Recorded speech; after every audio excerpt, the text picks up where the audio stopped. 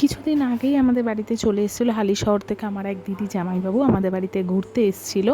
তো দিদি জামাইবাবু বলা ভুল, অ্যাকচুয়ালি আমার মাসি হয়, যেহেতু আমার মাকে দিদি বলে রাখে তো আমি উল্টে তাকে দিদি বলে রাখি।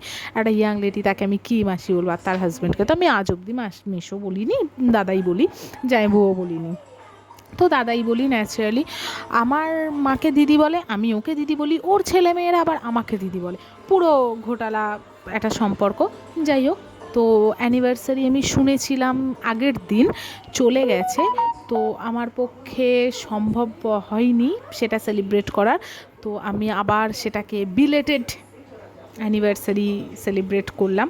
তো যেটুকুনি সম্ভব হয়েছে কাজের থেকে ফিরে একটা ছোট্ট করে একটা ডেকোরেশন, একটু বেলুন ফেলুন দিয়ে ডেকোরেশন করে আমার পক্ষে যেটুকুনি সম্ভব হয়েছে সেইটুকুনি আমার পক্ষে যেটুকুনি সম্ভব হয়েছে করার, তো সেইটুকুনি করেছি। দেখো আমার ছেলে কিভাবে কেক খাচ্ছে, মেয়ের মুখে এবার ধরতে হবে জাস্ট ফটো তোলার জন্য। হ্যাঁ, মেয়েও মুখ বাড়িয়ে দিয়ে পোজ নিয়ে নিয়েছে ছবি তোলার জন্য। ছেলে আবার সেকেন্ড রাউন্ড খাচ্ছে। আমার মা রান্না করছে, খাবে না খাবে না, না খাবেই না, কিছুতেই খাবে না, কিন্তু আবার পেলেও ছাড়বে না। এই দেখো খেয়েই নিল।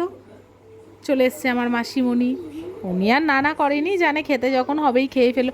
এইবার পালা হচ্ছে আমার, কিন্তু ক্যামেরাটা ধরবে কে? মা ধরলো ক্যামেরাটা, আমার মুখ না উঠলে হয়?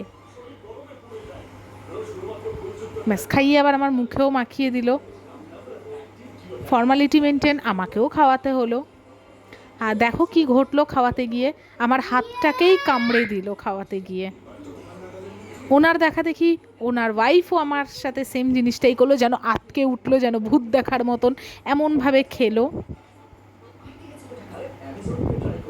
মোটামুটি কেক কাটাকাটি কমপ্লিট, ছবি তোলাতুলি কমপ্লিট। ও মাঝে সেলটা আবার ফাটছিল না, আমি হাত দিয়ে ফাটিয়ে সেটাকে উড়িয়েছি। এই হচ্ছে ছোট্ট একটা ডেকোরেশন। মহারানী হাতে কেক নিয়ে বসে আছেন ফটো সেশনের জন্য, আর উনি হাত চাট